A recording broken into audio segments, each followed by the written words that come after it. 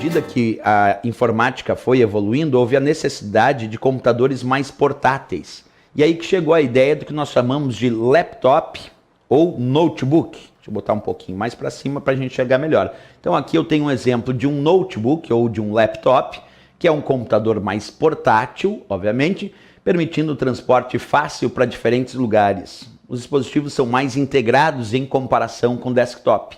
Porque essa é a ideia de um notebook ou laptop. Observa, vamos ver aqui. A ideia é de itens mais integrados. Quer dizer, num notebook ou num laptop eu tenho o teclado integrado ao monitor, integrado ao próprio gabinete. Então, muito mais fácil de transportar, muito mais portátil. Porque essa é a ideia de um notebook ou de um laptop. Hoje em dia, com características técnicas muito similares ao que nós encontramos num desktop tradicional. Então, quando nós pensamos num exemplo, num modelo de notebook ou laptop, nós vamos perceber que as características técnicas encontradas atualmente são muito similares às características técnicas de um computador desktop.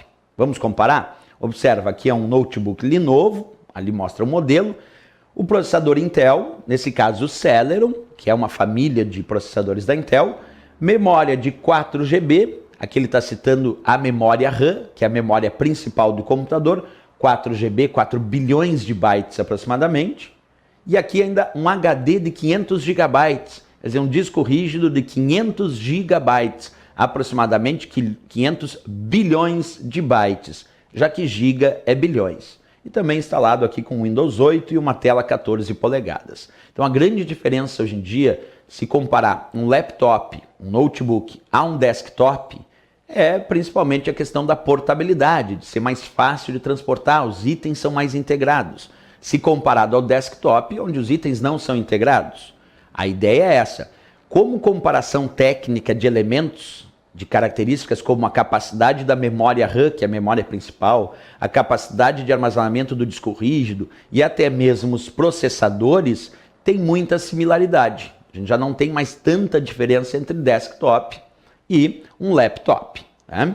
Outro tipo de computador que também podemos analisar são os netbooks. Um netbook é um computador mais portátil ainda se comparado ao notebook. Quer dizer, o netbook é menor ainda, é mais portátil. É um computador de dimensão menor, então, que um laptop, certo? Ele não apresenta unidade de disco óptico. Quer dizer, um netbook não tem unidade de CD, não tem unidade de DVD, ele não tem a unidade óptica. Senhor, mas daí isso deixa ele menor? Sim, ocupa menos espaço, acaba deixando ele mais portátil.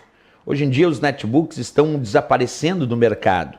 Eles foram desenvolvidos com características técnicas normalmente bem inferiores aos notebooks e aos laptops. Então o netbook aqui como exemplo eu tenho um netbook Acer, um processador Intel Atom, só de 1.6 GHz, um clock relativamente baixo.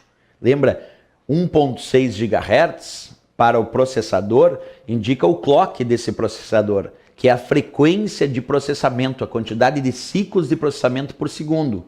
Quando eu tenho 1.6 GHz, eu tenho 1 bilhão e 600 milhões de ciclos de processamento por segundo. Esse é o clock do processador, a frequência com que esse processador processa os dados.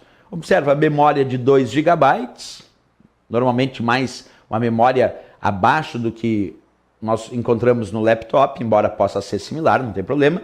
E um disco rígido aqui que chama atenção pela baixa capacidade de armazenamento de dados. Nesse netbook, em torno de 160 GB, aproximadamente 160 bilhões de bytes. Então, o netbook é um tipo de computador que aos poucos está desaparecendo do mercado e que tem características inferiores ao laptop tradicional. Ele é, verdade, mais portátil e não tem a unidade óptica, não tem a unidade de CD e DVD.